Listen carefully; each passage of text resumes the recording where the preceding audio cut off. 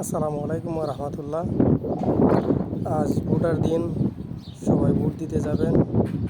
আর উসমান হাদি ভাইয়ের কথাগুলো স্মরণে রাখবেন। উসমান হাদি ভাই কী বলেছিলেন, আর যারাই ক্ষমতায় আসেন না কেন উসমান হাদি ভাইয়ের বিচারটা নিশ্চিত করবেন।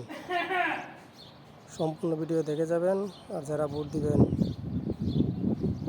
সবাই খেয়াল রাখবেন মাথায়, যেন যিনি আসেন উসমান হাদি ভাইয়ের বিচারটা যেন সম্পূর্ণ হয়।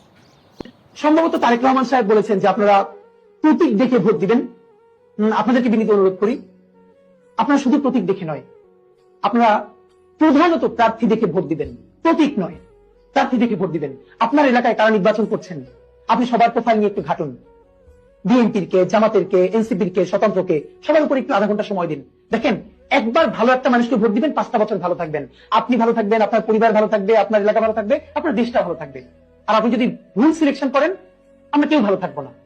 আমরা যদি সবাই বেছে বেছে যোগ্য লোকটাকে, যোগ্য প্রার্থীকে ভোট দেই, সে বিএনপির হোক, জামাতের হোক, এনসিপির হোক এবং স্বতন্ত্র হোক, যে দল থেকেই হোক, তাহলে যোগ্য মানুষগুলো যদি গিয়ে সংসদে দাঁড়ায়, আপনি ভাবেন তো আমাদের সংসদটা হয়ে উঠবে যোগ্য মানুষদের একটা কারখানা। তুমুল ঝগড়া হবে, বিতর্ক হবে যোগ্য মানুষদের সাথে পলিসি নিয়ে। সেখানে কেউ যাত্রা করবে না, আর কেউ গান গাইবে না জনগণের পয়সায়, সংসদে নাটক করবে না, যাত্রাপালা করবে না। সুতরাং প্লিজ প্রতীক দেখে নয়, যোগ্য প্রার্থীকে ভোট দিন, সে যেই দলেরই হোক।